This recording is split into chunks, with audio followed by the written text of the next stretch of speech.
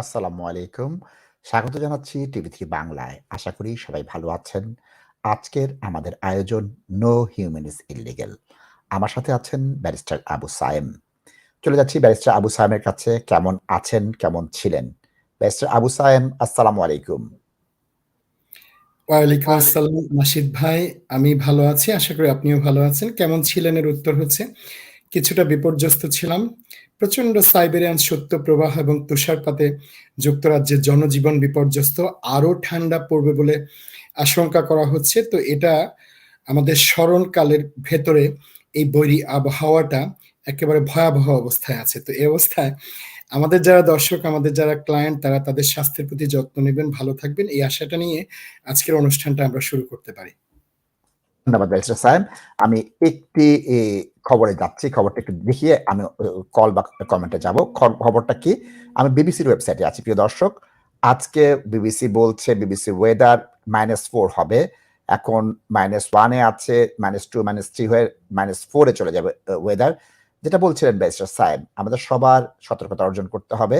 দেখেন -3, -2, -1 এরকম করে আমাদের মাইনাস থাকবে বেশ কয়েকদিন। কি করতে হবে?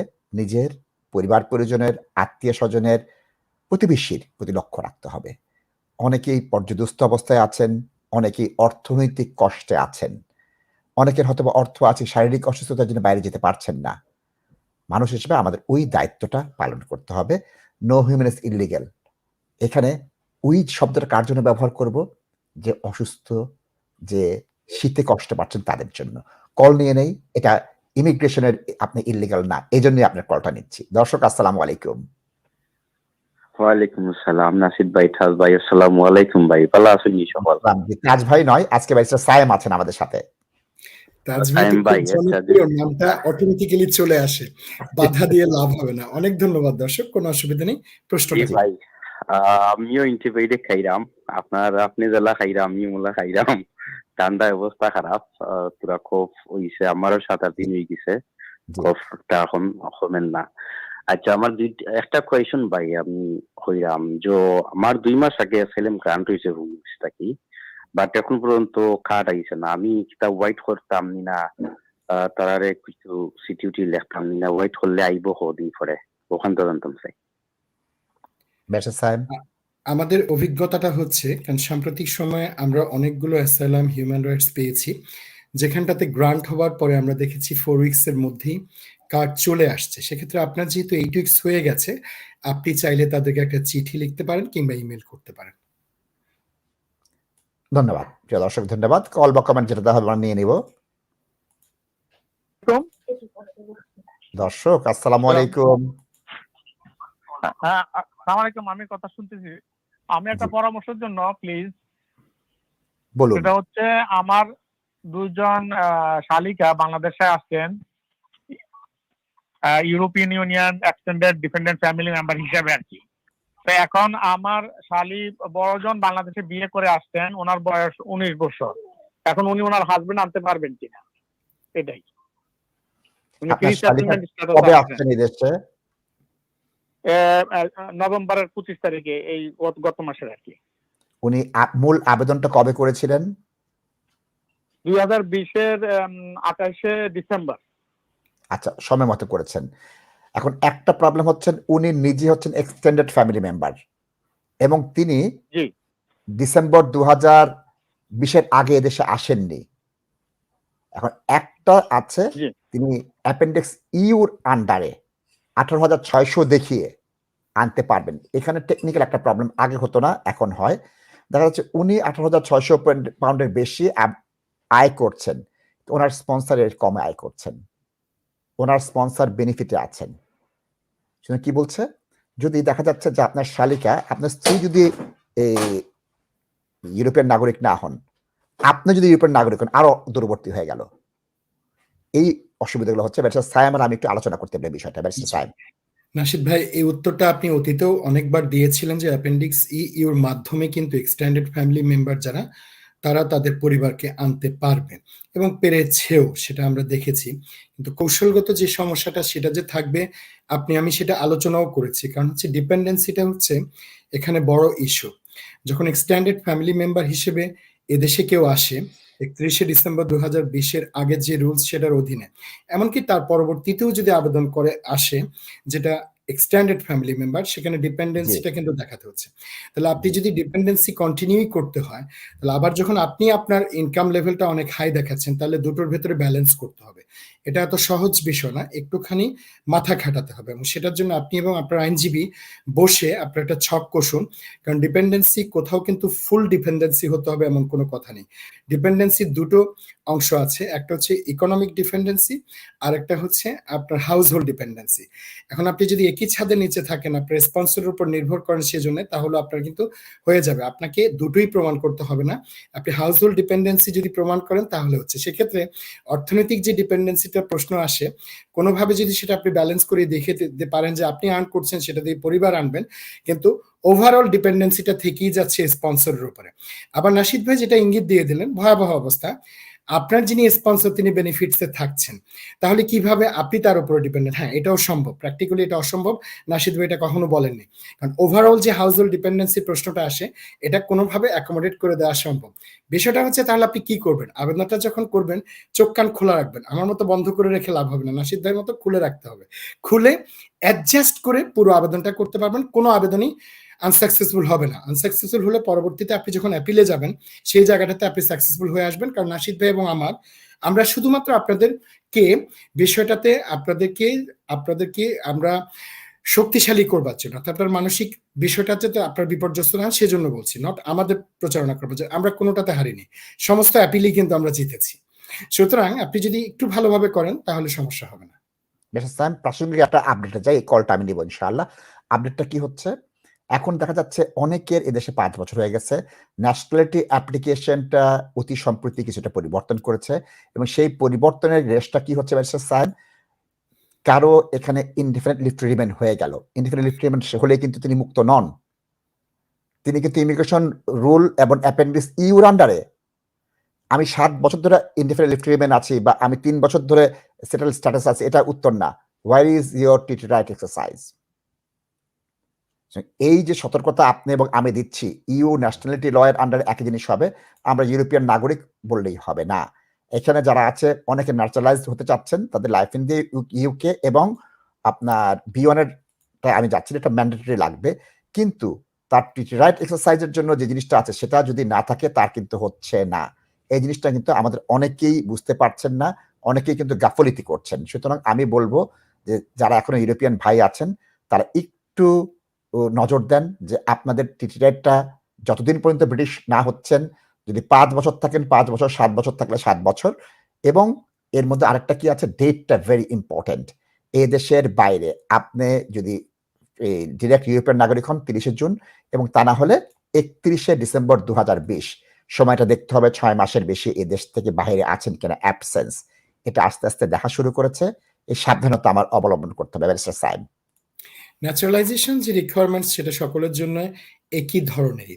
যখন তারা সেটেলমেন্ট আবেদন করতে যাচ্ছে তখনই কিন্তু তাদেরকে ওই বৈতরণীটা পার হতে হবে যে ট্রিটি রাইটস এক্সারসাইজ তারা করেছিল কিনা।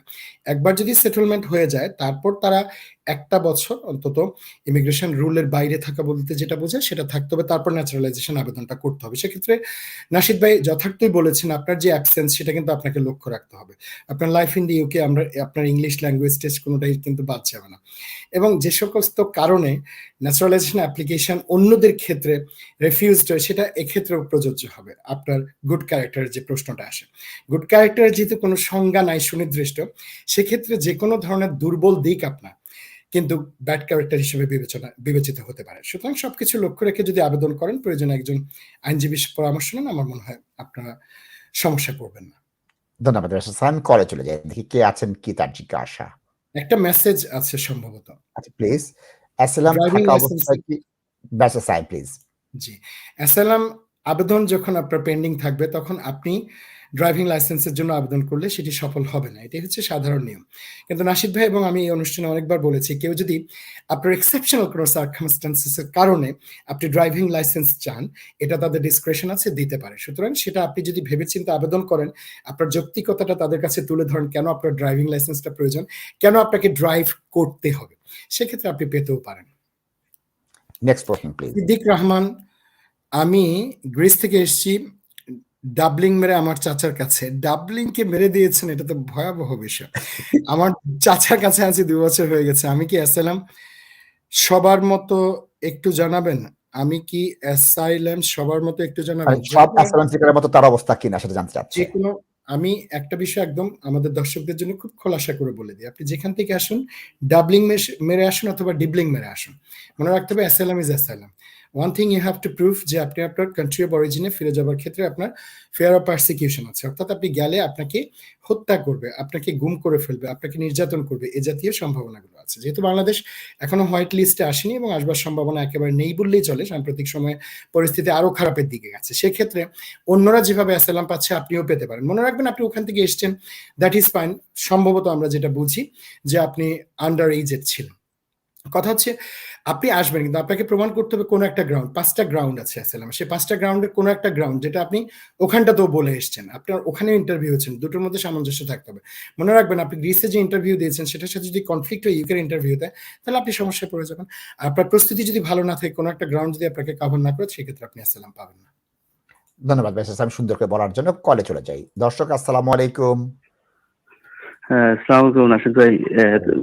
Sayem bhai, how are you? You alright? আলহামদুলিল্লাহ। আলহামদুলিল্লাহ। Bhai, I would like to ask a question. Basically, I came as a student, and me and my partner also a student. We claim a sexual, homosexual asylum claim, and we done our screening interview. We both of them done screening interview, and then we done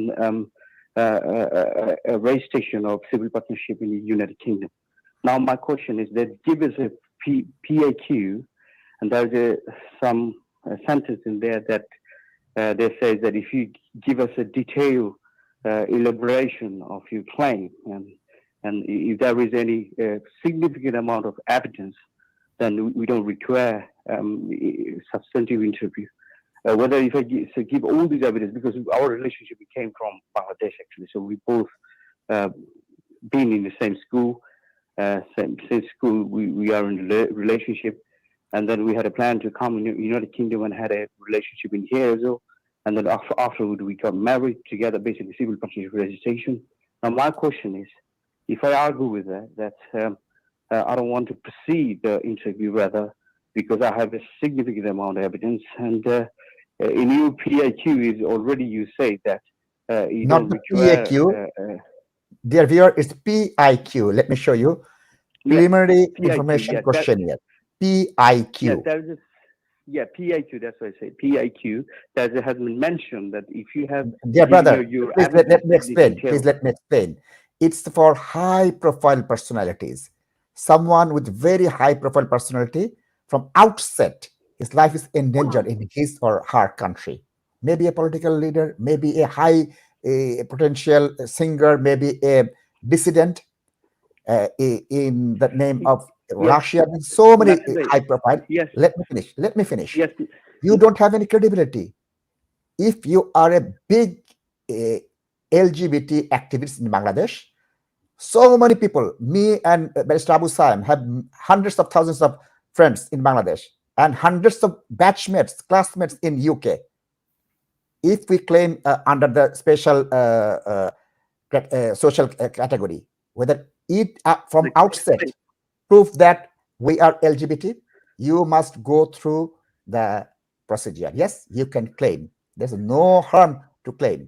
But from Home Office perspective, they will conduct the interview. That's my personal assessment. Barrister Sayem, please. Thank you very much. First of all, let me express my deep satisfaction over the fluency of English of our today's guest, which is fantastic. Yes.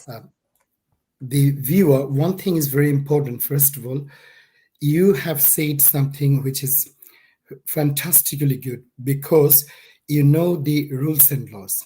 Let me just little differ with Nashit bhai. It doesn't need to be high profile case. Under the immigration rules, you can claim exemption of interview because immigration rules have given this opportunity. If you have lots of evidence, credible evidence, you can submit the evidence to the Home Office and ask them not to conduct the interview and to make a decision based on the evidence. That's absolutely possible. There is no problem in that. As you came to this country as students, you both are from Bangladesh and you have already formed relationship. You have evidence of forming relationship. You have evidence of exercising your civil partnership and the gayism. Based on that, actually, yes, after the initial interview, if you fill in the PIQ form in a nice way, you give all the details, all the information in a nice manner and submit evidence. As you have said, you have lots of evidence. You have also gone through the civil relationship process. So I think you can submit the evidence and you can apply to them. Most important thing is you write a very good statement, detailed statement from both of you. So both applicants, if they submit their statements in detailed manner, you give all the information, you submit all the evidence, it is possible to have the interview exempted. Yes, it is possible. Very much possible. Nashit, I'm sorry, they don't need to be high-profile applicants, because any applicant can have interview waived if they can submit credible evidence. So what the immigration rules say, if it is possible to make a decision based on the evidence submitted, then interview may not be required. But in 99.99% cases, we must expect that they will conduct the interview. But there will be some cases. That's my point. That's my point. Yeah, obviously, Nashit. Encourage this viewer to ask and to plea for the exemption from the interview. However, the most important thing is Home Office will conduct the interview. Yeah, the way they have to do it, first of all, when you fill in the PIQ, you must give details. I mean, when, what, who, where. These types of questions you must answer in that way. For example, they always ask you what were the events that happened while you were in your country of origin. So you need to mention the events. You need to mention when did the events happen. You need to mention what happened to you, what fear of persecutions arose. And also, once you came to this country, if there are any events that have happened, you have to mention that as well. Now, what you have to do that in detail. I mean, you have to specify the date. You have to specify the places of occurrences, everything. And the actors who became the reasons for fear of persecution. That's what you have to mention specifically. So if you do something in a generic way and do not give specific details, then obviously it will not be very strong. At the same time, you must have a very good statement. You must draft a very good statement. A statement means you have to incorporate all the aspects of your life, all the aspects of your fear of persecutions in a credible way. If you do not do it in a plausible way, you will not be successful. So both the statements from both the applicants have to be submitted to the Home Office with lots of evidence, credible evidence. So you have already formed civil partnership, you have registered the civil partnership. When someone in these LGBT cases, when someone has done the civil partnership, registered the civil partnership, believe it or not, is 70 or 80% cases done. So submit all the documents to the Home Office. When you make the representations, finally, remember, do not just submit your statement, submit your evidence, also submit representations. I'm saying again, representations, legal representations. Then you will be able to argue why your case should be successful, why you should be granted leave to remain, or humanitarian protection, whatever you say. I mean, when you make the representations, focus on all the events of your life, focus how law actually gives you the benefits, and also why you don't need to be interviewed. But in any event, I agree with Nashit by that there is little possibility that interview will be exempted. You should be ready for that as well. Absolutely. I'm from outset, only one credibility. They are a real and genuine gay person, because that LGBT is criminal offense under CRPC 377A. You know it, I know it, and the Home Office itself on this country policy information note acknowledge that they have to prove their credibility and their genuine sexual orientation. So if they are really our LGBT community, they are practicing that and they registered their civil partnership as well, I think that's enough to prove their fair Absolutely, of Nashit. prosecution. And there are lots of, look, there are lots of ways you can prove your case. Even if you Yes. just came to this country from Bangladesh, you practiced your sexual orientation in your country. Your Yes. partner is in this country as well. So you provide lots of evidences. There could be lots of evidences, medical evidence as well. If you can provide medical evidence, if you can provide a letter from the GP, if you can provide a letter from doctor, then this will help. Obviously, if you exercised your sexuality in Bangladesh and you faced problems, you could get lots of letters from non-government organizations as well. The organizations who are supporting these types of people in Bangladesh. There are organizations in the country now. So if you get letters from them, get evidence from other sources, obviously, I would say the most important thing in combination is that you have already registered your civil partnership. Combined, all these things means that your application should be successful. Thank you very much, Mr. Sayem. Let's take a next call. দর্শক আসসালামু আলাইকুম। দর্শক আসসালামু আলাইকুম। প্রিয় দর্শক কি আমাদের শুনতে পাচ্ছেন? মনে হয় দর্শক আমাদের শুনতে পাচ্ছেন না। যাই পরের কল বা কমেন্টে যেটাই দেওয়া হবে আমাকে। দর্শক আসসালামু আলাইকুম। হ্যালো, আমি শুনতে পাচ্ছি, প্রশ্নটা বলবেন কাইন্ডলি। দর্শক আসসালামু আলাইকুম। আপনার ডিভাইসের শব্দটি কমিয়ে কাইন্ডলি টেলিফোনে আমাদের সাথে কথা বলেন প্লিজ। হ্যালো, দর্শক কি আমাকে শুনতে পাচ্ছেন? ওয়ালাইকুম আসসালাম। জি আমি শুনতে পাচ্ছি। প্রশ্নটা করুন জি কাইন্ডলি। আপনাদের দুজনকে ধন্যবাদ। আমার প্রশ্নটা হচ্ছে, আমি স্টুডেন্ট ভিসায় আসছিলাম 2014-এ। তো আমার ইউনিভার্সিটিতে এই কলেজে আসছিলাম। তো কলেজে আসার পর আমার ভিসা কার্টেল হয়ে গেছিল। তো আমি কোনো ইনফরমেশন পাইনি, ওই অবস্থায় ছিলাম অনেকদিন। তারপর 2016-এ আমি বর্ডার ক্রস করতে গিয়ে বর্ডারে কি ধরছে, তারপর আমি ডিটেনশনে অ্যাসাইলাম ক্লেম করছিলাম। তো অ্যাসাইলাম ক্লেম করার পর আমাকে ডিটেনশনে স্ক্রিনিং ইন্টারভিউ এন্ড ফুল ইন্টারভিউটা সেকেন্ড ইন্টারভিউটা নিয়ে নিছিল। তারপর রিফিউজ করে, তারপর আমি অ্যাপিল করছিলাম ফার্স্ট ইয়ার ট্রাইব্যুনালে, ওখানে লুজ করছি। তারপর থেকে এখন আমি আর কিছু করি নাই। তো এখন আমি কি আবার আমার যদি ফার্দার সাবমিশন করি বা আমি এফএলআর এফটি করতে চাইছিলাম, কোনটা একটু ভালো হবে যদি একটু বলে দিত। মিস্টার সায়েম।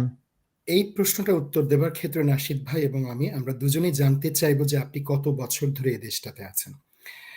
আপনি আমি 2014 থেকে আছি। 2014 থেকে আছেন, তাহলে আপনি আমাদের কথা মনোযোগ দিয়ে শুনুন। 2014 থেকে 2022 মাত্র 8 বছর কিংবা তার চেয়ে খানিকটা বেশি।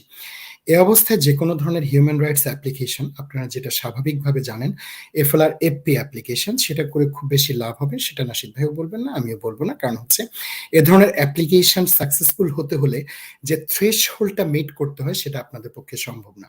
মাত্র 8 বছরে খুব বড় ধরনের প্রাইভেট লাইফ তৈরি হয় না যুক্তরাজ্যে। ফ্যামিলি লাইফ হলো সেক্ষেত্রে কিন্তু অনেক কিছু বিবেচনার আছে, যে আপনার পার্টনার ব্রিটিশ সিটিজেন কিনা, আপনার বাচ্চা আছে কিনা, এই ধরনের থ্রেশহোল্ডগুলো পার হয়ে তারপরে আপনাকে একটা সাকসেসফুল অ্যাপ্লিকেশন করতে হয়।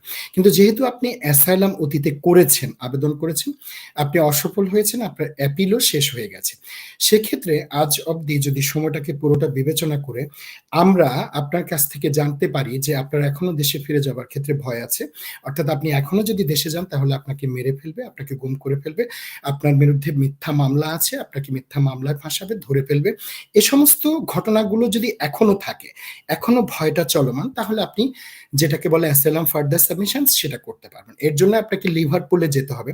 মনে রাখবেন সাম্প্রতিক সময়ে আমরা অনেক ফার্দার সাবমিশনের হোম অফিস থেকে সরাসরি পজিটিভ আউটকাম পেয়েছি, এমনকি 3-4 বার ফার্দার সাবমিশন করে পুরো কেস ম্যাসাকার করে দিয়েছে। তারপরও দেখা গেছে যে জেনুইন একটা ফিয়ার অফ পারসিকিউশন আছে, আমরা সেটাকে বেস করে আবেদন করেছি, সরাসরি হোম অফিস কিন্তু গ্রান্ট করে দিয়েছে। অর্থাৎ আপনার কখনোই কিন্তু এটা মনে করবেন না যে আপনার আশা নেই। আপনি কখনো আশাহত হবেন না। জেনুইন যদি আপনার ফিয়ার অফ পারসিকিউশনটা চলমান থাকে, আপনি অ্যাসাইলাম ফার্দার সাবমিশনস করতে হবে। অ্যাসাইলাম ফার্দার সাবমিশনস করবার ক্ষেত্রে আমরা দর্শক এবং ক্লায়েন্টদেরকে যেটা খুব শক্তিশালীভাবে বলবো, সেটা হচ্ছে কোনোরকমভাবে করবেন না। অর্থাৎ আপনি বিষয়টাকে হালকাভাবে নিচ্ছেন। আপনি পয়সা খরচ করতে চাইবেন না, ডকুমেন্টস দিতে চাইবেন না, প্রস্তুতি নিতে চাইবেন না। কিন্তু আপনি মনে করবেন যে আপনি একজন আইনজীবীর কাছে গিয়েছেন, যে আইনজীবী নাশিদ ভাইয়ের মতো খুবই অভিজ্ঞ এবং দক্ষ, তিনি আপনাকে বৈতরণী পার করে দেবেন। অসম্ভব ঘটনা। আপনি যদি পরিশ্রম না করেন, আপনি যদি আপনার কেসটা সুন্দরভাবে প্রেজেন্ট না করেন, আপনি যদি ডকুমেন্টস না দেন, আপনি যদি সঠিকভাবে প্রস্তুতি নেন, সেটা হবে না। কিন্তু যদি আপনি প্রস্তুতিগুলো নেন যেভাবে আপনার আইনজীবী বলে, অতীতের যে সমস্যাগুলো ছিল, দেখুন আমি এটা একটু বেশি করে বলছি এজন্য, সাম্প্রতিক সময়ে দেখা গেছে যে ফার্দার সাবমিশনসেও সরাসরি পজিটিভ আউটকাম পাওয়া যাচ্ছে। তাহলে সুযোগটা কেন আপনারা নেবেন না? সেক্ষেত্রে আপনাদের করতেটা হবে কি? সেক্ষেত্রে আপনাদেরকে যেটা করতে হবে, অতীতে আমি যে আসবো, আমি এই বিজ্ঞাপন বিরতির 5 মিনিট আছে, এই সময় নেব। এই প্রশ্নটা পড়ুন, আমি ফার্দার সাবমিশনে থাকবো। প্রশ্নটা পড়ুন, তারপরে আমি থাকবো। রবিন সালাম জানিয়েছে, ওয়ালাইকুম আসসালাম। নতুন যে আপডেট এসছে 2003-এর মাঝে ব্যাকলগ ক্লিয়ার করার, এতে আমাদের যারা অনেক সময় ধরে অ্যাসাইলাম ইন্টারভিউ অপেক্ষা আছে তাদেরকে ইন্টারভিউ আসতে পারে। হ্যাঁ, আসতে পারে, কারণ এখানটাতেও তারা লেগেসির একটা আপনার এটা শুরু করেছে, ঠিক আছে? সুতরাং আসবে। হ্যাঁ, হয়তো আপনি রাতারাতি পেয়ে যাবেন না, কিন্তু একটা সময়ের ভেতরে মনে রাখবেন যে লেগেসির বিষয়টাই হচ্ছে ক্লিয়ার করা, এবং তারা একটা টার্গেট রাখে যে আগামী 1 বছর কিংবা 1.5 বছরের মধ্যে আমরা সমস্ত ব্যাকলগ গুলো ক্লিয়ার করে ফেলবো। সেক্ষেত্রে যারা 4 বছর 5 বছর ধরে অপেক্ষা করছেন, তাদের গুলো আশা করা যাচ্ছে আগামী বছরের ভেতরে ক্লিয়ার হয়ে যাবে। হেসান, একটু আলোচনা করতে চাই। আপনি একটা জিনিস বলেছেন, 3 বার ফার্দার সাবমিশন রিফিউজ হয়েছে, ওটা ডাইরেক্ট হোম অফিস দিয়েছে। এতে আপনি এভারেস্ট পর্বত পার করেছেন আমার মতে। প্রথমত আপনার প্রমাণ করতে হয়েছিল অ্যাসাইলাম আবেদনের সময় কেন তিনি এই ব্যাখ্যা ডকুমেন্ট দিতে পারেননি। দ্বিতীয়বার প্রমাণ করতে হয়েছে প্রথম ফার্দার সাবমিশনে কেন দিতে পারেননি, দ্বিতীয় ফার্দার সাবমিশনে কেন দিতে পারেন নাই, তৃতীয় ফার্দার সাবমিশনে কেন দিতে পারেননি, এখন কেন পেলেন। এই পাওয়াটায় তার জীবনের ভয় কিভাবে প্রমাণ করে, এই জিনিসটা ব্যাখ্যা করলে আমার দর্শকরা বুঝে যাবে। একটু ছোট করে ব্যাখ্যা করে দিন, আমার জিনিসটা আপনি বুঝতে পারছেন, দর্শকদের বুঝিয়ে দেন। জি, প্রথমে আমি যেটা বলি সেটা হচ্ছে মনে রাখতে হবে, যখন আমরা কেসগুলো হাতে নিই তখন আমরা দেখি যে সত্যিকার অর্থে কেসটা জেনুইন কিনা। একজন মানুষ 3 বার বা 4 বার ফেইল করেছে অতীতে, আমি কখনোই মনে করি না যে তার পরবর্তীতে আবার সে ফেইল করবে যদি তার কেসটা জেনুইন হয়। যদি জেনুইন হয় তাহলে 5 বার না 10 বারও যদি অতীতে ফেইল করে থাকে, এখন যদি আপনি উপযুক্ত ব্যাখ্যা দিতে পারেন, তাহলে আপনি কেসটা সাকসেসফুল হবেন, সাবজেক্ট টু যে আপনার ফিয়ার অফ পারসিকিউশনটা চলমান আছে। এখন যে ঘটনাগুলো ঘটছে, দেখুন একটা অ্যাসাইলাম জমা দেওয়া হচ্ছে, প্রথম অ্যাসাইলামটা হোম অফিস থেকে রিফিউজড হচ্ছে, অর্থাৎ সেখানে বলে দেওয়া হচ্ছে কারণগুলো কি, সেখানে তার দুর্বলতাগুলো তারা তুলে ধরছে। তিনি অ্যাপিলে যাচ্ছেন, জাজ তাকে বিশ্বাস করছে না, ক্রেডিবিলিটি গ্রাউন্ডে তিনি হেরে যাচ্ছেন, সেখানেও কিন্তু ফাইন্ডিংসের দুর্বলতাগুলো তুলে ধরা হচ্ছে। তারপর তিনি আরো 3 বার যখন ফার্দার সাবমিশনস করলেন, সেখানটাতে হোম অফিস রিফিউজ করবার সময় তার বিরুদ্ধে কথাগুলো বলেছে যে এই কারণে আমরা তোমাকে বিশ্বাস করছি না, তোমার কেসটা গ্রহণযোগ্য না। এখন আপনি যখন এবার ফার্দার সাবমিশনস করছেন, অতীতের সবগুলো বিষয় আপনাকে ব্যাখ্যা করতে হবে। রিমেম্বার, আবারও বলি, প্রত্যেকটা আসপেক্ট, প্রত্যেকটা ফাইন্ডিংস যেগুলো নেগেটিভ আপনার বিরুদ্ধে, সেগুলোকে আপনার অ্যাড্রেস করতে হবে। চলমান আপনার যে ভয়, সেটার প্রমাণাদি দিতে হবে। কেন অতীতে আপনার সমস্যাটা হয়েছিল, কেন আপনি বোঝাতে পারেননি, যে বিষয়টা আপনি বলছেন যে জাজ বলছে এটা, কিন্তু এটা সঠিক না, হোম অফিস বলেছে এটা সঠিক না, তাহলে আপনি ব্যাখ্যা দিতে হবে এবং সেই ব্যাখ্যার সপক্ষে আপনাকে উপযুক্ত প্রমাণাদি দিতে হবে। তবে একটা কথা মনে রাখবেন, যারা ফার্দার সাবমিশনস করছেন, অতীতে যা কিছুই ঘটুক না ঘটুক, ধরে নেন যে অতীতে আপনার পুরোটাই ভুল ছিল, পুরোটা মিথ্যেও ছিল, এমনটা, কিন্তু আজকের দিনে সত্যিকার অর্থেই কোনো একটা কারণ ঘটেছে যে কারণে আপনি কিন্তু জীবনের ভয় আছে দেশে ফিরে যাওয়ার ক্ষেত্রে, তাতেও কিন্তু আপনার অ্যাসাইলাম হবে। সুতরাং এই মুহূর্তে যা আছে সেটাকেও আপনি অন্তত সঠিকভাবে তুলে ধরেন। এই জায়গাটা আমাদের দর্শকরা করতে চায় না, আমাদের ক্লায়েন্টরা করতে চায় না। তারা যেটা করতে চায় সেটা হচ্ছে যে আইনজীবীকে অল্প একটা অ্যামাউন্ট পয়সা দিয়ে তারা মনে করবে যে বড় ধরনের একটা ফার্দার সাবমিশনস তারা করে ফেলবে, সব আইনজীবীর দায়িত্ব। লেটার লিখেন, আপনি করে দেন, সাবমিশনস আপনি করে দেন, এভিডেন্স আপনি করে দেন। ভালো কোনো ল ফার্ম আপনাকে প্যাকেজ নেবে না, যারা ভণ্ড প্রতারক তারা প্যাকেজ নেবে, প্যাকেজ দেবে। এখানে আমার বক্তব্য আছে, এখানে এই কাজটা করি, আমার যে ক্লায়েন্টকে ডাইরেক্ট জিজ্ঞেস করি, তুমি কি এখান থেকে প্যাকেজ করেছিলা, এজেন্টের মাধ্যমে করছিল, ওকে কাগজ বানিয়ে দিয়েছিল, স্টেটমেন্ট নেই, বাংলায় লেখে সেটা ইংলিশ ট্রান্সলেট করে দেই, যে আমি ভালনারেবল একটা মানুষ, আমি বুঝতাম না, আমি মনে করি সত্যিই হবে, সে বিশ্বাস করেছে, আমি সেটা লিখতেছি যেহেতু আমি বিশ্বাস করি, আমি তার স্টেটমেন্ট নিয়ে নেই, কিন্তু ব্যারিস্টার সাইম এখন আমি প্যাকেজ ব্যবসার কাছে গিয়েছি, এবং অনেক ক্ষেত্রে দেখা যায় ওই ফার্ম নাই। দেখুন, আচ্ছা নাশিদ ভাই চমৎকার কথা বলেছেন। অ্যাসাইলামের ক্ষেত্রে আমি বারবার বলছি, এই অনুষ্ঠানে যতদিন আমরা অ্যাসাইলাম আলোচনা করছি, আপনি যদি অতীত মিথ্যে কথাও বলে থাকেন, এটাও কোনো বড় বাধা না আপনার অ্যাসাইলাম হওয়ার স্বীকার ক্ষেত্রে। করেন, বলেন আমি কোর্ট অফ অ্যাপিল দেখিয়ে থেকে কোর্ট অফ অ্যাপিল থেকে কেস ল আছে যে অ্যাসাইলাম সিকাররা অনেক অ্যাবসলিউটলি সময় সত্যি কথা বলে ওটা না। আমার ক্লায়েন্টের জানা দরকার না, ওটা আমার আপনার জানা দরকার। হুম। কিন্তু ক্লায়েন্টের জানা নাশিদ দরকার, ভাই, মিথ্যে বললেই সব ফাঁসি নয়। কিন্তু যেই ক্লায়েন্টরা, যেই দর্শকরা শুধু প্যাকেজের পেছনে দৌড়ায়, শুধু অন্য কেউ অ্যারেঞ্জ করে দেবে এই ধান্দায় থাকে, আপনি তাদেরকে কিভাবে সফল করবেন? তাদেরকে যখন আমি তাদেরকে আমার সমস্ত শক্তি দিয়ে বলছি, সমস্ত বুকের ভেতর থেকে যত ভালোবাসা আছে সব দিয়ে বলছি যে তুমি তোমার এভিডেন্স গুলো আমাদের গাইডেন্স অনুযায়ী সাজাও, তখন তো তাকে সেটা করতে হবে।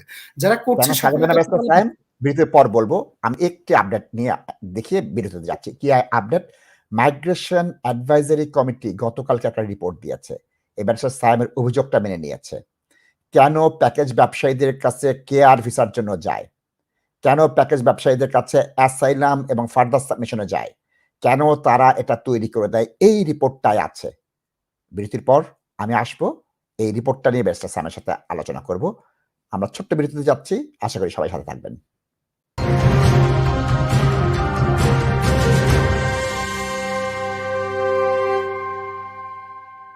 Are you a first-time property buyer? Are you a homeowner looking to raise funds from your property? Are you looking for better mortgage deals? Look no further. Binaco Financial Services is the answer. From residential mortgage to commercial mortgage, Islamic mortgage, or limited company mortgage, we provide mortgage services that best suit your needs. Let us help you to find the right mortgage for you. Call us today on 0208-050-2478. For a better future awaits you. Binaco Financial Services Limited is directly authorized and regulated by the Financial Conduct Authority.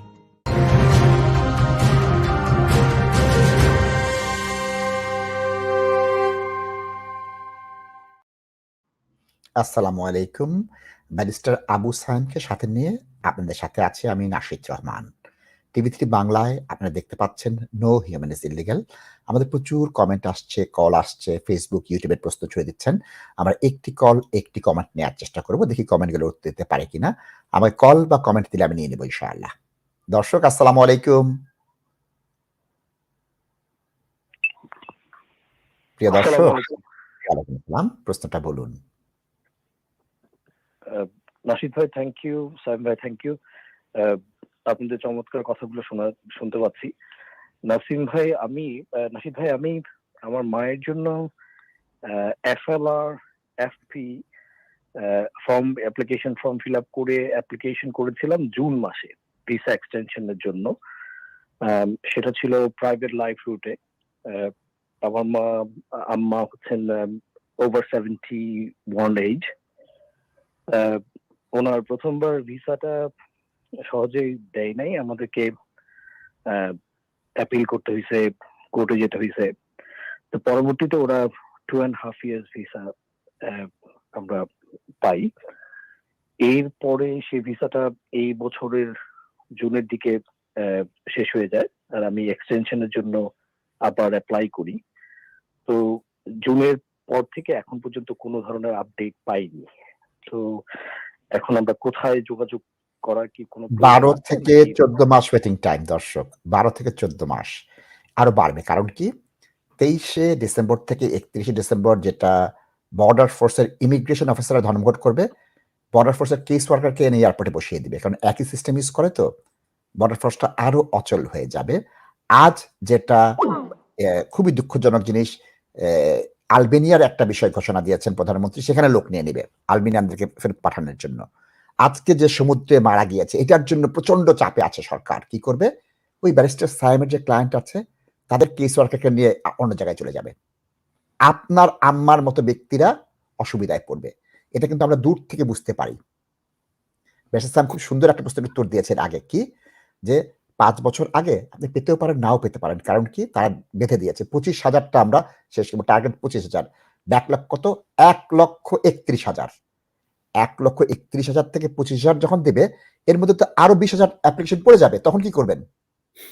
যার ফলে আমরা একটা দুষ্ট চক্রে পড়ে গিয়েছি। দুঃখিত, আপনার আম্মারটা দেরি হচ্ছে, কিন্তু একটি জিনিস ভালো, উনি দেশে আছেন, চিকিৎসা পাচ্ছেন, ওনার তো কাজ করেন না। কিন্তু যে ব্যক্তিরা কাজ করে, আমার ক্লায়েন্টরা কাজ করতে পারছেন না, কান্নাকাটি করছেন। কারণ কি, শেয়ার করে অসুবিধা করে বসিয়ে রেখেছে, কোনোভাবে যোগাযোগ করার জায়গায় নেই। সত্যি দুঃখজনক, সত্যি দুঃখজনক। Barrister Sayem please. জি নাশিদ ভাই, আপনি সঠিকভাবে বলেছেন। সমস্যাটা কিন্তু আরো ভয়াবহ আসছে সামনের দিকটাতে। তবে আমাদের এই দর্শকের ক্ষেত্রে উতলা হবার কিছুই নেই। তিনি অলরেডি 2 ইয়ার্স এন্ড হাফ পেয়েছেন, উনি আবার 2 ইয়ার্স এন্ড হাফ পাবেন। কোনো ধরনের কোনো সমস্যা হবে না, শুধু সময়ের ব্যাপার। যেই সময়ের আমরা আপনাদেরকে টাইমলাইনটা বলতে পারি যে গত বছরের জুলাই অগাস্টে আমরা যে আবেদনগুলো করেছি সেগুলো ডিসিশন এখনো আসেনি। 1.5 বছর হয়ে গেছে। Absolutely, absolutely. প্রিয় দর্শক, কল বা কমেন্ট যেটা দেওয়া হবে আমি নিয়ে নিব। Barrister Sayem. Nila, I have been waiting for the asylum interview for almost 1.5 years. I mailed them. They replied they will contact me. The email they replied to is coming from legacy case progression. Does this mean my case is progressing? They don't tell exact time when they can take my interview. এই বিষয় নিয়ে আমরা কথা বলছিলাম।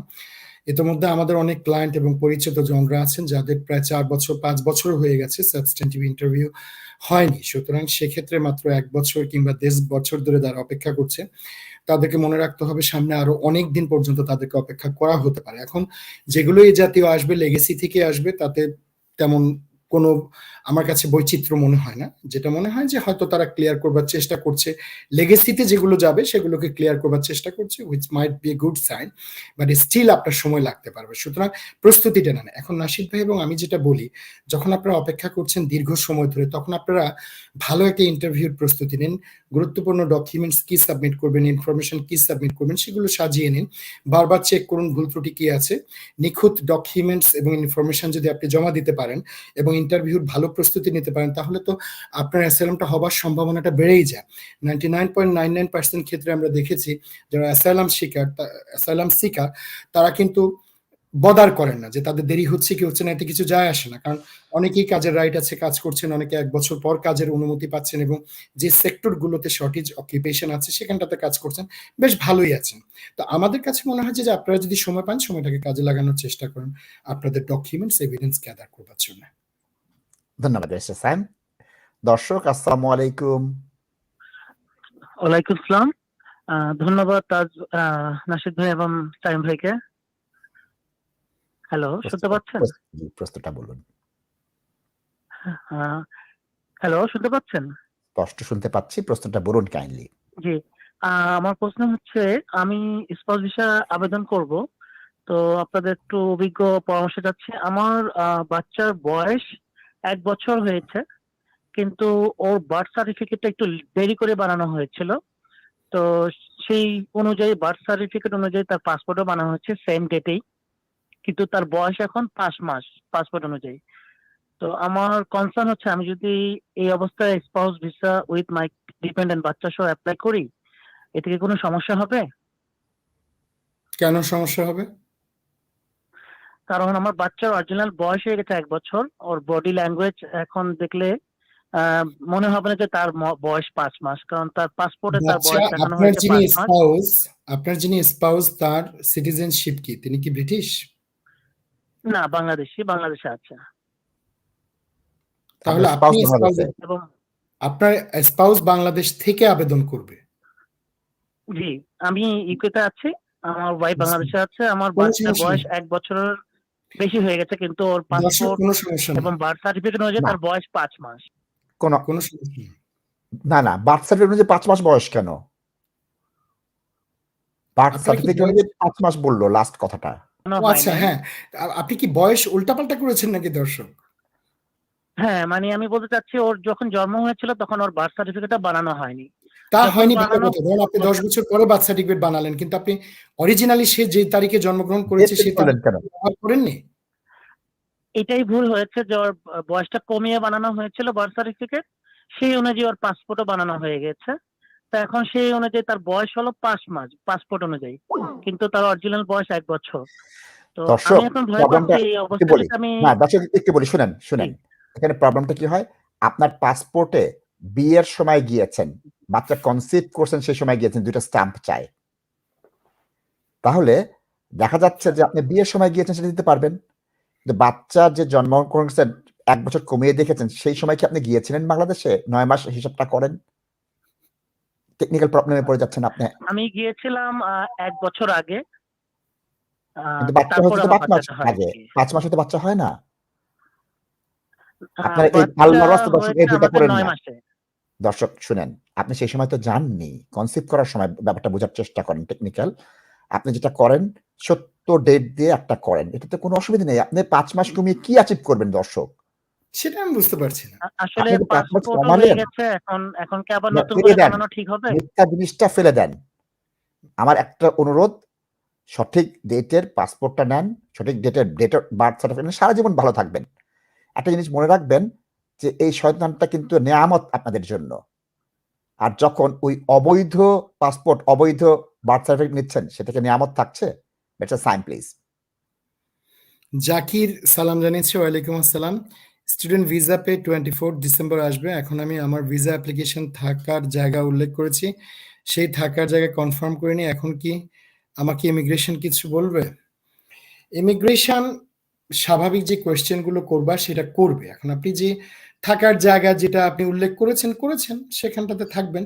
কোনো কারণে যদি সেটা চেঞ্জ হয় তাতেও মহাভারত কোনো সমস্যা হবে না। আপনি চেঞ্জড যেটা সেটা বলবেন। দেখুন, আপনি কোথায় থাকবেন এটা ইমিগ্রেশন রুলস এর কোনো শর্ত না আপনার অ্যাপ্লিকেশনের ক্ষেত্রে। কিন্তু সত্য তথ্যটা দেয়াটা কিন্তু আপনার ইমিগ্রেশনের শর্ত। সুতরাং যেখানটাতে আপনি থাকবেন সেই জায়গাটার কথাই বলবেন। আমি এই প্রশ্নটা প্রায় পাই। একটা উত্তর দিই। উত্তরটা কি হচ্ছে? এই দেশের বাদশাহ তিনি বাকিংহাম প্যালেসে উইন্ডসর ক্যাসেলে থাকতেন না। তিনি দাওয়াত দিয়েছেন অনেককে, তুমি আসো আমার ক্লারেন্স হাউসে থাকো। তিনি চেঞ্জ করে দিয়েছেন, না এখন আমি স্পন্সরশিপ ডিক্লারেশন দিলাম কোত্থেকে? বাকিংহাম প্যালেস আর উইন্ডসর ক্যাসেল থেকে। আমাদের ৩ জন প্রধানমন্ত্রী, বরিস জনসন সাহেব 10 ডাউনিং স্ট্রিটে থাকেন না, লিজ হুম। ট্রাস্ট 10 ডাউনিং স্ট্রিটে থাকেন না, ঋষি সুনাক 10 ডাউনিং স্ট্রিটে থাকতেন না। তারা যে ইনভিটেশন গুলো দিয়েছেন, কেউ 11 ডাউনিং স্ট্রিট থেকে, কেউ পররাষ্ট্র মন্ত্রণালয়ের বাসা থেকে, কেউ প্রধানমন্ত্রীর বাসা থেকে চলে গেছেন ক্যারিবিয়ান্সে। ঠিকানা পরিবর্তন করে পরিচয় না, সত্য ব্যাখ্যাটা দেন। আগের দশকে যেটা বললাম, মিথ্যা বার্থ সার্টিফিকেট, মিথ্যা পাসপোর্ট ফেলে দেন। জীবনে কাজে লাগবে না, শুধু অসুবিধা তৈরি করবে। সুতরাং সত্যর জায়গায় থাকেন, প্রবলেম নেই। আবার একটি ভয় পাই, ইমিগ্রেশন প্রশ্ন করতে না তো চাকরি আপনাকে প্রশ্ন করা। পুলিশের এবং ইমিগ্রেশন অফিসারের কাজ কি? আপনাকে প্রশ্ন করা। ব্যারিস্টার সায়েমের কাছে অ্যাডভাইস নিতে গেছেন, ব্যারিস্টার সায়েমের কাজ কি? আপনাকে প্রশ্ন করা। আপনার ডকুমেন্টটাকে ব্যারিস্টার সায়েম চ্যালেঞ্জ করবে, আমার মনে হচ্ছে এই কাগজটা ঠিক না, আমি দেব না। ব্যারিস্টার সায়েম বলবে এই ট্রান্সলেশনটা ঠিক না, আমি দেব না। এই বক্তব্যের সাথে এই ব্যারিস্টার সায়েমের কাজ। ব্যারিস্টার সায়েমের কাছে কাগজ নিয়ে গেলে প্রশ্ন করে, প্রশ্ন তিনি করবেন। আপনি ওনাকে টাকা দিচ্ছেন এই প্রশ্ন করে অ্যাডভাইস নেওয়ার জন্য। ব্যারিস্টার সাহেব কিছু বলবেন? জি, ইমিগ্রেশন রেজিমের প্রত্যেকটা স্থানেই কিন্তু জেনুইননেস টেস্টটা অ্যাপ্লিকেবল। সুতরাং আজ যদি আপনি সমস্যায় নাও পড়েন একটা মিথ্যা তথ্য দিয়ে, আপনি পরবর্তীতে কোনো এক সময় কিন্তু ঝামেলায় পড়বেনই। সুতরাং যেখানটাতে অপশনটা আপনার আছে একেবারে কোনো ধরনের কোনো জটিলতা ছাড়া, সেখানটাতে আপনি কেন মিথ্যার আশ্রয় নেবেন? এটা নাশিদ ভাই এবং আমি অবাক হয়ে যাই যে কেন আমাদের দর্শকরা এই ফাঁদটাতে পা দিচ্ছে, এই বিপদটা ডেকে আনছে। যতটুকু সম্ভব আপনারা সত্যের ভেতরে থাকবেন, এটাই আমরা আপনাদেরকে উৎসাহিত করি। ধন্যবাদ। প্রিয় দর্শক, একটি আপডেটে যেটা ব্যারিস্টার সায়েমকে বলেছিলাম, মাইগ্রেশন অ্যাডভাইজারি কমিটি এরা কি করে? সরকারকে দীর্ঘদিন ধরে তারা পরামর্শ দেয় যে কি ধরনের করে এদেশের ইমিগ্রেশনটা হওয়া উচিত। তারা এই বছরের বাৎসরিক জিনিসটা গতকালকে দিয়েছে। সেখানে মারাত্মকভাবে তারা যে কথাটা বলেছে, সেই কথাটা হচ্ছে কি, informal labour market. What is informal legal market? Illegally যারা কাজ করেন। এই ইনফরমাল লেবার মার্কেটে কি হয়েছে? এটা মারাত্মকভাবে লোকরা আসতেছে এবং তারা কি করতেছে? তাদেরকে কাজ করতে উৎসাহিত করছে। কারা? এখানে ক্লিয়ারলি বলে দিয়েছে কেয়ার হোমের জায়গায় এই জিনিসটা হচ্ছে, এবং নিচে একটা চার্ট দিয়ে দেওয়া হচ্ছে। চার্টটায় কি আমি যেতে পারি? এইখানে চলে আসে আমাদের কোন কোন ইন্ডাস্ট্রিতে এটা বেশি হচ্ছে সেই জিনিসটা তারা করে দিয়েছে। সুন্দর একটি চার্ট করে দিয়েছে। আমরা নিচের দিকে আসতে হবে মনে হয় আরেকটু। এই যে দেখেন, এইখানে কি হচ্ছে? Hand car wash. এখানে মারাত্মকভাবে আলবেনিয়ানরা কাজ করে। আলবেনিয়ানদেরকে এদেশে নিষিদ্ধ করার জন্য আজকে চলে আসছে। এখানে হর্টিকালচার এবং এগ্রিকালচারে মারাত্মকভাবে কাজ করে সিভিয়ার। তারপর হাই কোথায়? কেয়ার ওয়ার্কার বা কেয়ার সেক্টর, কনস্ট্রাকশন, হসপিটালিটি কি আছে? হোটেল এবং রেস্টুরেন্ট, পাব এবং টেকওয়ে, এবং এইগুলোই বাংলাদেশিরা খুব একটা কাজ করে। ফুড ইন্ডাস্ট্রি প্যাকেজিং এ কাজ করে, ওয়্যার হাউস অ্যান্ড ডিস্ট্রিবিউশন সেন্টারে কাজ করে। টাকার বিনিময়ে কেয়ার ওয়ার্কারের ভিসা দেয়া হচ্ছে, এই তথ্য এখানে দেয়া হচ্ছে। টাকার বিনিময়ে আইএলআর এর আগে অনেক প্রতিষ্ঠান তারা কি করতেছে, টেম্পোরারি ওয়ার্কারদেরকে ফিনান্সিয়াল স্টেবিলিটির জন্য আটকিয়ে দিচ্ছে এবং আইএলআর দিব না, তোমাকে এটা দিব না, তোমাকে ওটা দিব না। গিগ ইকোনমি বলা হচ্ছে। গিগ ইকোনমি কোনটা? টাকার বিনিময়ে যেই ইকোনমিটা করা হয়। জিরো আওয়ার কন্ট্রাক্টটা অনেককে দেখিয়ে দিচ্ছে, তাদেরকে এক্সপ্লয়েট করছে, ছাত্রদেরকে এক্সপ্লয়েট করছে। সরকারকে বরংবার যখন মাইগ্রেশন অ্যাডভাইজার কমিটি বলছে তোমরা এটার বিরুদ্ধে পদক্ষেপ নাও, এখানে যারা অ্যাসাইলামে আবেদন করেছে তারা কাজ করছে, আমরা জানি, তুমি জানো, সরকার জানে, ব্যবসা প্রতিষ্ঠান জানে, তুমি তাদের কাজের রাইট দাও। সরকার নিশ্চুপ, রাজনীতির জন্য এটাকে ব্যবহার করছে। এবং সবচেয়ে বড় করে আমি ধন্যবাদ দিই ম্যাককে, কেয়ার ওয়ার্কারদেরকে ইনফর্মাল লেবার মার্কেটে ঢুকিয়ে দিয়েছে। সরকারকে বলার পর চোখে আঙ্গুল দিয়ে দেখেছে কবে 21 সালে, বলছে 70,000 গ্যাপ ছিল, এখন সেটা 80,000 হয়ে গিয়েছে, সরকার কিচ্ছু করছে না। এইখানে 4টা দেশের নাম এসেছে, ভারত, ইন্দোনেশিয়া, ফিলিপিন, নাইজেরিয়া থেকে টাকা নিচ্ছে। বাংলাদেশের থেকে সবচেয়ে বেশি টাকা নেওয়া হচ্ছে কেয়ার ওয়ার্কারের জন্য, প্যাকেজ করা হচ্ছে। আমি ব্যারিস্টার সায়েম, তাজ ভাই, আমরা মুখ ফেটে বলতে বলতে শেষ। সরকার কি জানে না? ব্যারিস্টার সায়েম, প্যাকেজের পরিণতি কিন্তু অলরেডি শুরু হয়ে গেছে। আজকেও আমি ক্লায়েন্ট পেয়েছি যারা টাকা পয়সা দিয়ে আপনার কেয়ার ভিসাতে সুইচ করেছে, অর্থাৎ এমপ্লয়ারকে টাকা দিয়েছে এবং আরো কিছু চুক্তি হয়েছে এমপ্লয়ারের সাথে যে মান্থলি বেসিস যে এনআই ইন্স্যুরেন্স যেগুলো পে করতে হবে সেগুলো যিনি অ্যাপ্লিকেন্ট বা এমপ্লয়ি তিনি পে করবেন। এখন গিয়ে দেখা গেল যে হোম অফিস কিন্তু তার লাইসেন্স বাতিল করে দিয়েছে এবং আমরা আপনাদেরকে বলতে পারি এবং দৃঢ়ভাবে বলতে পারি যারাই প্যাকেজে কেনাকাটা করেছেন সবাই সমস্যায় পড়বেন। এই কেয়ার হোমগুলো এরা লাইসেন্স হারাবে, কারণ হচ্ছে অনেক কিছু তারা মেনটেন করবে না। তারা একজন যদি 40 কিংবা 50টা কস্ট বিক্রি করে থাকে 15,000 20,000 পাউন্ডস দিয়ে, তাহলে তারা তাদের পয়সা কামিয়ে নিয়েছে। এখন এগুলোকে রেগুলেশন মেনটেন করা সেই উদ্দেশ্য তাদের ছিল না, যেহেতু তারা সেটা করবে না।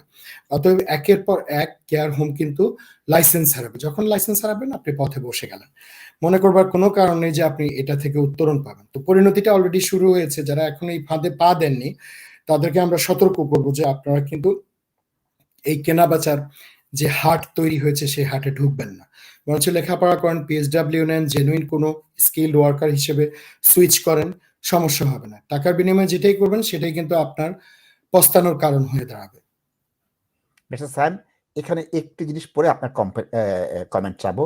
Exploitation of worker is not just an offense against the individual, which is serious enough. It is also undermining the competitiveness of competent businesses who treat their worker fairly and with consideration. Worker exploitation can also have a destabilizing impact on whole community. কোনো সন্দেহ নেই, কোনো সন্দেহ। দুটো impact barrister সাহেব। একটা হচ্ছে ভালো জি। এমপ্লয়াররা যেরকম করে বঞ্চিত হচ্ছে, ভালো লিগ্যাল প্র্যাকটিশনাররা সেরকম বঞ্চিত হচ্ছে, কমিউনিটি বঞ্চিত হচ্ছে। সবাই দেখুন, লিগ্যাল প্র্যাকটিশনার, কমিউনিটি, যারা সত্যিকার অর্থে জেনুইন এমপ্লয়ার যাদেরকে আমরা বলি, তারা সবাই আমরা ক্ষতিগ্রস্ত হবে, এটা স্বাভাবিক। নাশিদ ভাইকে যদি জিজ্ঞেস করেন কয়টা স্কিল ভিসা অ্যাপ্লিকেশন উনি করেছেন, হাতে গোনা। আমাকে যদি জিজ্ঞেস করেন একেবারে নেই বললেই চলে, কিন্তু কেন না? কারণ হচ্ছে প্যাকেজ নাই। তাহলে আসবে কোত্থেকে? যদি দায়িত্ব হতো যে হ্যাঁ নাম দিয়ে রেখেছে সলিসিটরস ফার্ম কিংবা নামের আগে আছে ব্যারিস্টার, করেন হচ্ছে প্যাকেজ, কস অ্যারেঞ্জ করে দেন, টাকা পয়সার লেনদেনের মাধ্যমে স্কিল্ড ওয়ার্কার ভিসাতে সুইচ করবার জন্য সাহায্য করেন, তাহলে আপনি তার কাছে চলে যাচ্ছেন। কিন্তু জেনুইন একজন আইনজীবীর কাছে আপনার যেতে হচ্ছে না, যেহেতু এগুলো প্যাকেজের ধান্দা। তো ইভেনচুয়ালি হচ্ছে কি, দেখুন ইম্প্যাক্টটা পড়ছে কমিউনিটির উপর, লিগাল রিপ্রেজেন্টেটিভদের উপর যারা জেনুইনলি কাজ করে, এবং যেই এমপ্লয়াররা সত্যিকার অর্থে এমপ্লয়িকে ট্রিট করে ফেয়ারলি, যাদেরকে বেতন দিয়ে রাখছে, যাদেরকে সঠিকভাবে তারা চালাচ্ছে, তারা কিন্তু ক্ষতিগ্রস্ত হচ্ছে, বিজনেস নিয়ে তারা হিমশিম খাচ্ছে। আর যারা ভুয়া এমপ্লয়ার, অর্থাৎ পয়সার বিনিময়ে 50টা কস্ট বিক্রি করেছে, আপনি চিন্তা করে দেখেন 15,000 20,000 ক্রয় হলে নাশিদ ভাই এটা লাইফ চেঞ্জিং মানি। তারপরে তো তাদের দায়িত্ব নিয়ে কেয়ার হোম চালানোর, আগে চালাবে না। অতএব এই জায়গাটাতে এই যে সমস্যাটা, এই ক্রিমিনাল অফেন্সের সাথে, হ্যাঁ এমপ্লয়ার না শুধু, ক্রিমিনাল অফেন্সের সাথে যারা এই কাজগুলোর ফ্যাসিলিটি নেবে বলে ভাবছে, স্টুডেন্ট বা অ্যাপ্লিকেন্ট, তারাও কিন্তু জড়িত, তারাও জেনে শুনে এটাতে পা দিচ্ছে। এসে পরবর্তীতে ধরা খেলে নাশিদ ভাইয়ের হাত পা ধরছে, নাশিদ ভাইয়ের পেছনে ছুটছে, কিন্তু যখন সে অপকর্মটা করে এক্স্যাক্টলি জেনে বুঝে করে, 5 বছরে আইএলআর পেয়ে যাবে। জীবনের ধান্দাটা হচ্ছে আইএলআর পাওয়া, জীবনের ধান্দাটা হচ্ছে এখানে সেটেলড হওয়া, আপনি লেখাপড়া করবে, ক্যারিয়ার ডেভেলপ করবে, এগুলো কিন্তু না, এগুলোর ধারে কাছে নাই। আপনি যতই বোঝান তাতে লাভ হচ্ছে না। তাহলে প্রধান এই সমস্যাটা কারা তৈরি করছে? যারা এই অ্যাপ্লিকেন্ট হিসেবে আবেদন করছে, আমি তাদেরকেও দোষারোপ করব। শুধু বাজারে যারা দালাল আছে তারা না, যারা প্যাকেজ করছে আইনজীবী কিংবা এমপ্লয়ার তারা না, যিনি আপনি সুবিধাটা নিতে চাচ্ছেন আপনিও সমানভাবে অপরাধী। অ্যাবসলিউটলি ব্যারিস্টার সাহেব, এখানে সরকারকে চোখে আঙ্গুল দিয়ে তারা বলছে এখানে একটা না, এখানে এমপ্লয়মেন্ট ল ব্রেক করছে, health and safety law break করছে, ইমিগ্রেশন রুল ব্রেক করছে, modern slavery, human trafficking, force and compulsive labour servitude তারা ব্রেক করছে non payment of salary and deduction, টাকাও ঠিক মতো দেয় না, ওইদিকে 20,000 টাকা নিয়েছে তার বেতন কিন্তু দিচ্ছে না, এখানে হেলথ অ্যান্ড সেফটি ভায়োলেশন করছে এবং সিকিউরিটি তৈরি করছে যে তারা একটা অনিশ্চয়তার মধ্যে পড়ে যায়, তারা আরো ডেস্টিটিউট হয়ে যায়। সুতরাং এখানে ট্রেড অফ করছে, তাদের নিয়ে একটা জীবন নিয়ে ছিনিমিনি খেলছে, তাদেরকে দাবার গুটি হিসেবে ব্যবহার করে টাকা বানাচ্ছে। আমি অবাক হব না সরকার এটা শুনবে না, কারণ সরকার ক্ষমতায় থাকতে চায়। ব্যারিস্টার সায়েম, সব দেশের সরকারি একই অবস্থা। আমি আপনি বলছি মাইগ্রেশন অ্যাডভাইজারি কমিটি তাদের অ্যাডভাইস করছে, শুনছে না।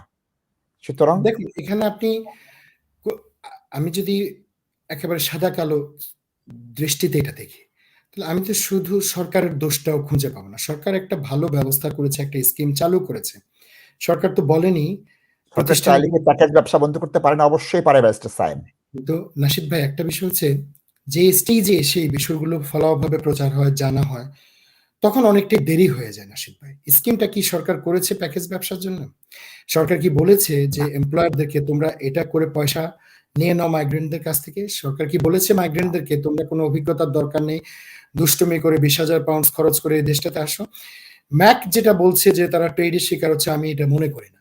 তারা ট্রেডের শিকার হচ্ছে না, তারা নিজেদেরকে ট্রেডের শিকার করছে।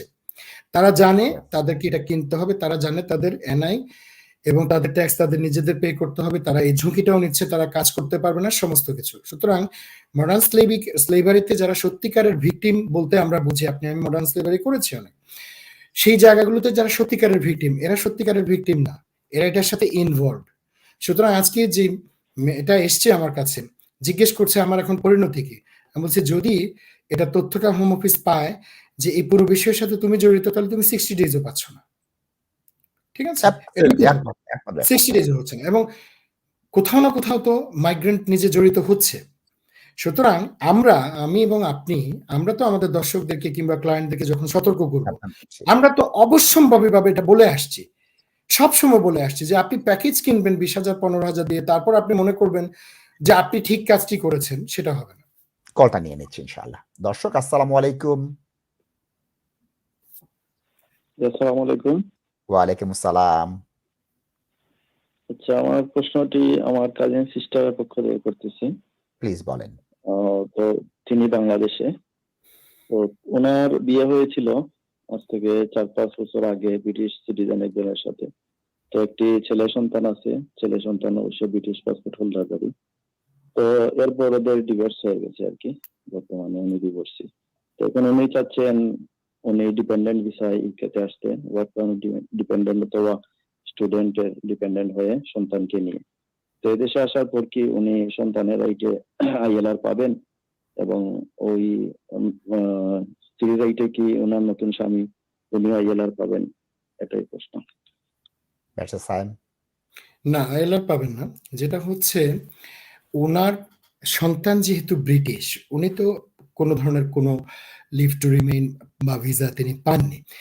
বাচ্চা যদি সামহাও এ দেশে আসে, তাহলে বাচ্চার রাইটে প্যারেন্ট হিসেবে উনি আসতে পারবেন। এখানটাতে সুবিধা হচ্ছে যে তার বাচ্চার আরেকজন প্যারেন্ট লুক আফটার করবার জন্য নাই, অর্থাৎ বাচ্চা আছে উইদাউট এনি প্যারেন্ট। তো সেক্ষেত্রে উনি আবেদন করে এখানে চলে আসতে পারবেন। এবার একসাথে আবেদন করারও একটা সুযোগ আছে।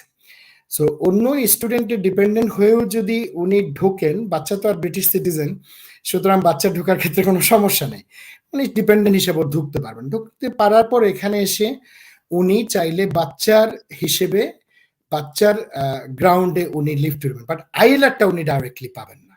এই জায়গাটা কিন্তু আপনাদেরকে মাথায় রাখতে হবে। প্রিয় দর্শক, আমরা কি বলি, parent of A qualified child, বাচ্চাটা এদেশে আসতে হবে এবং এদেশের স্বাস্থ্য ব্যবস্থা, শিক্ষা ব্যবস্থার মধ্যে ঢুকতে হবে। বাচ্চা ঢুকলে কিন্তু বেনিফিট পাবে। বাসার জন্য আবেদন করতে পারবেন। মা ছাত্র হিসেবে থাকতে পারেন। ছাত্র হিসেবে এসে তার স্বামীও আসতে পারবে যদি ওই ভদ্রমহিলা আসেন। ছাত্র হিসেবে থাকলেন, বাচ্চার সব সুবিধা নেওয়ার পর তারা সুইচ করার জন্য আপনার ব্যারিস্টার সাহেব যেটা বললেন 10 ইয়ার রুটে চলে যাবে। অথবা 10 ইয়ার রুটে যাওয়ার পর কিন্তু আবার সুইচ করে 5 ইয়ার রুটে আসতে পারবেন। এটা কিন্তু ব্যবস্থা হচ্ছে। প্যারেন্টও কিন্তু আসতে পারে। আমি বলবো আপনারা এখন প্যাকেজে না যেয়ে 2-3 জন আইনজীবীর সাথে কথা বলেন। পরিষ্কার করে বুঝেন আপনারা কোন জায়গায় আছেন যারা প্যাকেজ করবেন না। ব্যারিস্টার সাহেব প্রশ্নটা প্লিজ। টিপু সালাম জানিয়েছি। ওয়ালাইকুম আসসালাম। কোন ডিভোর্সি আমার এই প্রশ্নটাই মনে হয় এই প্রশ্নটাই করেছেন উনি। আমরা এখন যেটা উত্তর দিলাম।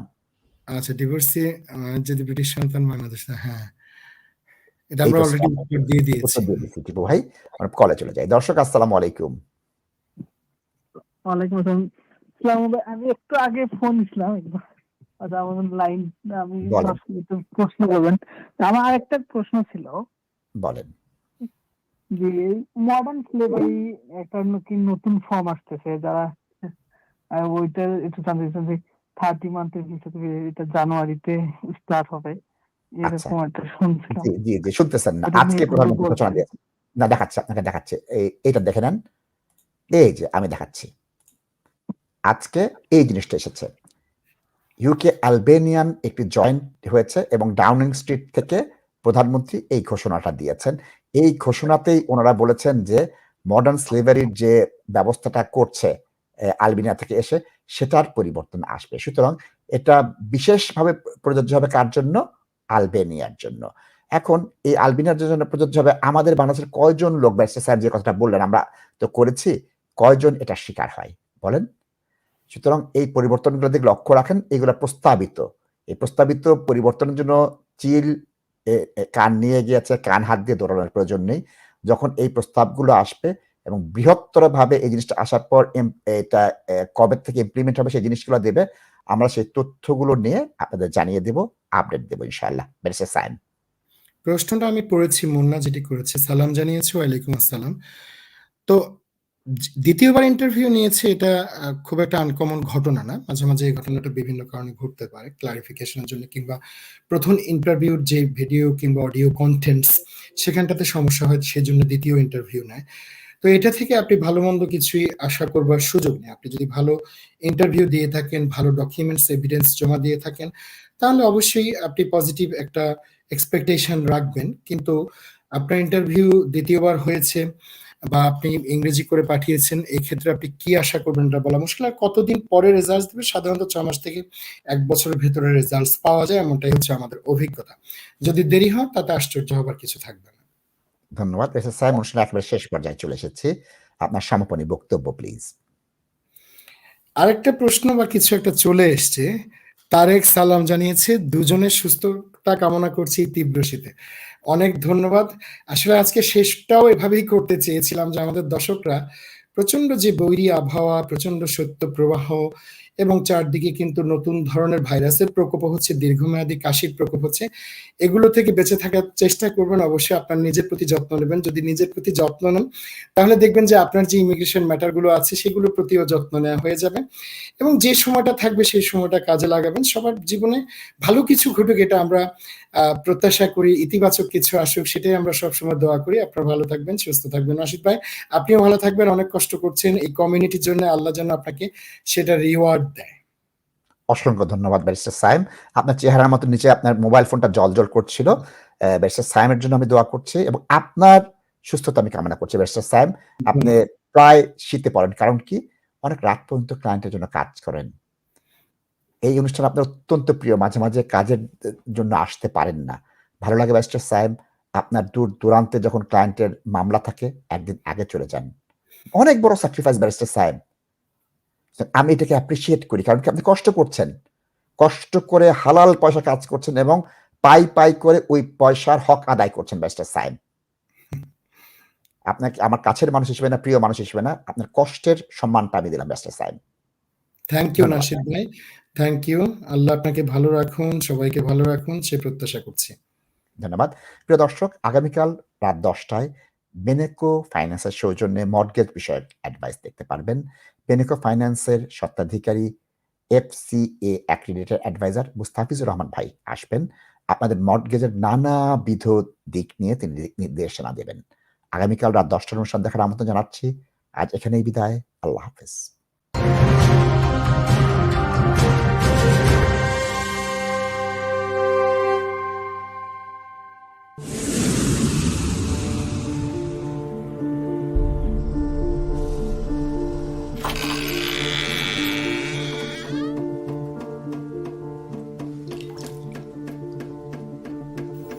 ইংল্যান্ডে আমরা চাইলেও অনেক কিছু করতে পারি না, অনেক ঝামেলা। হায় রে হায়, লন্ডনের এই জীবনে ঝামেলার কোনো শেষ নাই। আমি লাল, আমার ইমিগ্রেশন, ঘর, ব্যবসা সবকিছুর ঝামেলার সমাধানে সবসময় পাশে আছে Taj solicitor. Taj solicitors, believe in service.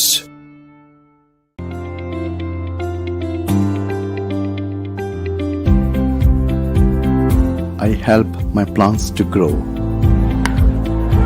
My performance demands competence. Photography is my passion. Accountancy is my profession.